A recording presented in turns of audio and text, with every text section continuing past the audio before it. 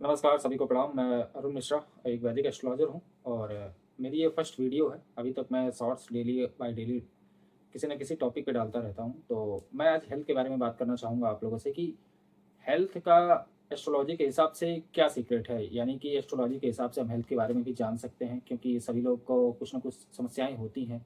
Doctor के पास जाते हैं, जो कि फर्स्ट प्रायोरिटी है कि डॉक्टर के पास जाना ही है, दवा लेनी ही है, उसका इलाज कराना ही है। कई तरह की बीमारियां हैं आजकल और लोग तरह तरह सिचुएशन से परेशान होते हैं।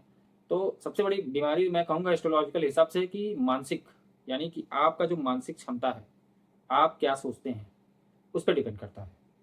क्योंकि जब किसी की कुंडली में चंद्र पीड़ित रहता है, तो सबसे पहले उसकी मानसिक दशा देखी जाती है कि वह कितना मेंटली स्टेबल है।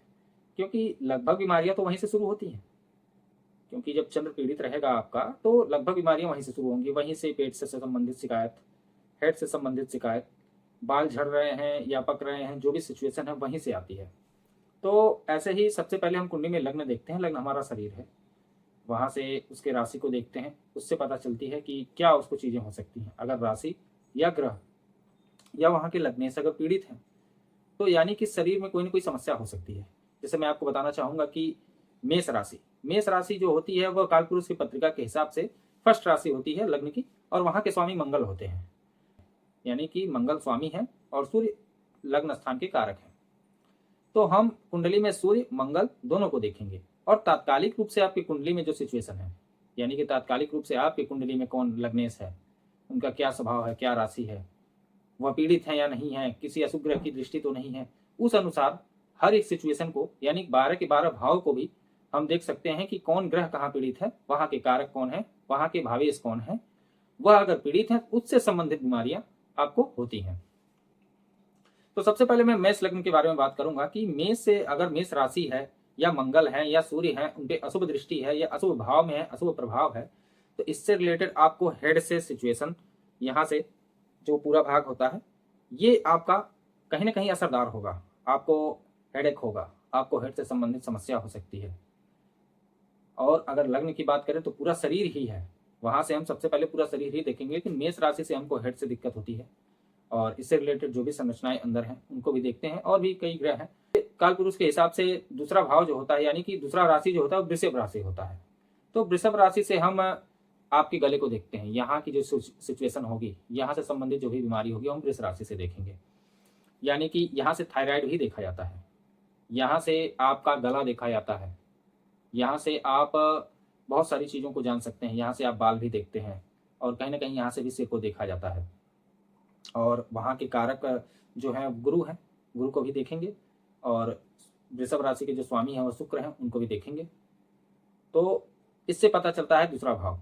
काल पुरुष के हिसाब से तीसरे भाव के स्वामी बुध होते हैं, यानी कि मिथुन राशि। अब मिथुन राशि हो गया हमारा शोल्डर, ये हाथ।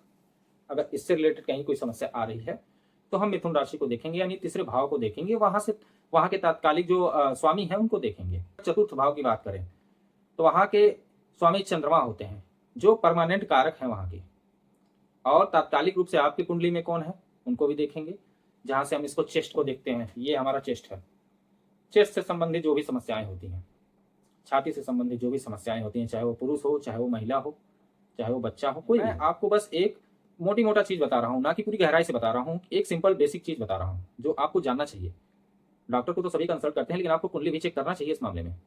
ये हमारा वेद है, ये हमारा ग्रंथ है और हमें इसके जानने का पूरा अधिकार है। हमें जानना चाहिए इसको।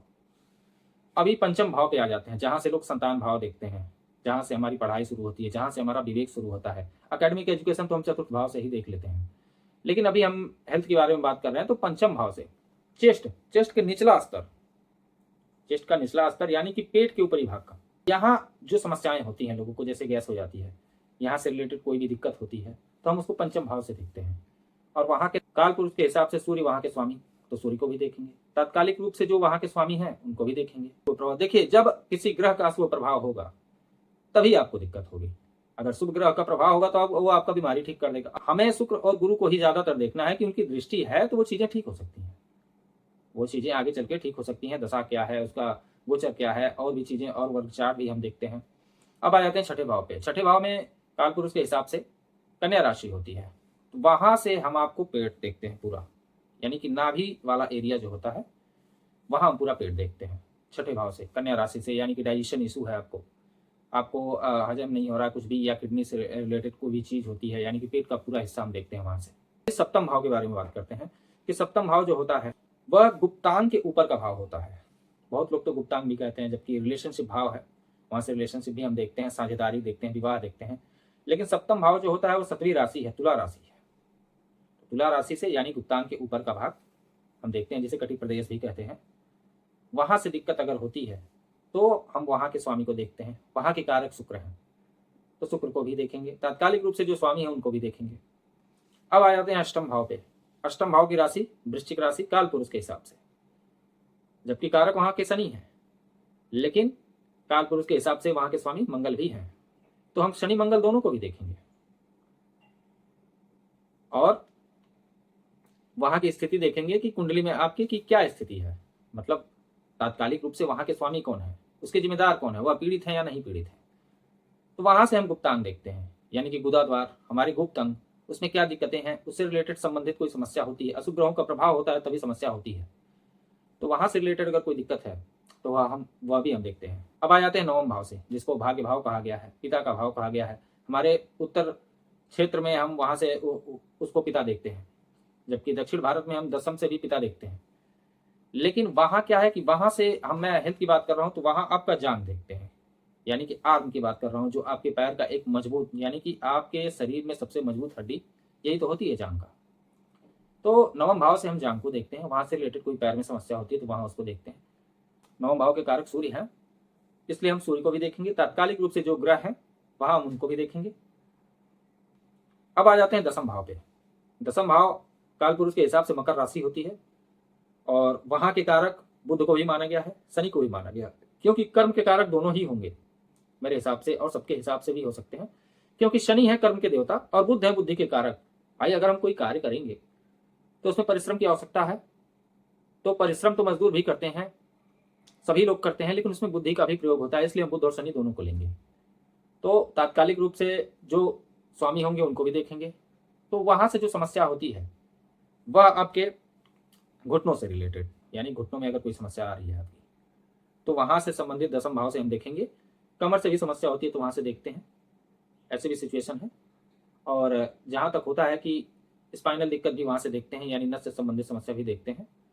अब आते हैं 11 भाव पे, कुंभ राशि, शनि की ही राशि है। वहाँ से हम आपको घुटने से लेकर पखनों तक, यानी कि पंजे के ऊपर तक का हिस्सा को हम वहाँ कुंभ राशि से देखते हैं, 11वें भाव से देखते हैं।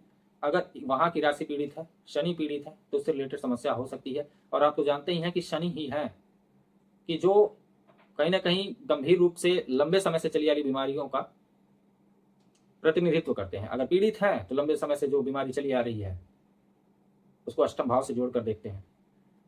और अब आ जाते हैं द्वादश भाव पे, काल पुरुष के हिसाब से मीन राशि, वहां के कारक कौन, शनि। और एकादश भाव के कारक मैं बताना आपको भूल गया, वो गुरु है, तो गुरु को भी देखेंगे। और द्वादश भाव के जो स्वामी हैं वह होते हैं शनि, तो शनि को भी देखेंगे। और मीन राशि है काल पुरुष के पत्रिका के हिसाब से, तो गुरु को भी देखेंगे। द्वादश भाव के कारक जहाँ से हम अस्पताल देखते हैं, मोक्ष की प्राप्ति देखते हैं, जेल देखते हैं, विदेश यात्रा देखते हैं, तो वहां से 12वां भाव, यानी कि हम अपने पंजे को देखेंगे। अगर आपको पंजे से रिलेटेड कोई दिक्कत है तो वहां से हम द्वादश भाव से देखेंगे, उसके तात्कालिक स्वामी को देखेंगे, उसके कारक शनि को देखेंगे। तो ये था 12वां भाव का एक पूर्ण निर्णय, जहाँ से हम स्वास्थ्य को देखते हैं। और इतनी सारी बीमारियां हैं, अगर आप इस बारे में कमेंट करेंगे तो मैं आपको एक स्पेसिफिक वीडियो एक एक चीज पे बनाकर दूंगा, क्योंकि मेरा जो ज्ञान है मैं चाहता हूं आप तक पहुंचे। इसलिए अगर आपको ये वीडियो अच्छा लगा हो तो शेयर कीजिए, सब्सक्राइब कीजिए, और जो भी क्वेश्चन आपको जानना हो उस पर कमेंट कीजिए। मैं आपको खुलकर बताऊंगा, जो भी सच्चाई है, एस्ट्रोलॉजी की जो सच्चाई है उसको बताने का प्रयास करूंगा, ना कि कोई भी चीज़ बताऊंगा ऐसे ही कुछ भी। तो आप अपने हेल्थ पे ध्यान दीजिए, और डॉक्टर को तो चेक कराना ही कराना है, हमको दवा करना ही करना है, लेकिन कुंडली से भी थोड़ा स्थिति को चेक किया जा सकता है, और बहुत कुछ चेक किया जा सकता है। देखिए, विश्वास मानिए। सभी को प्रणाम। अगर वीडियो अच्छा लगा हो तो जरूर सब्सक्राइब कीजिए। धन्यवाद।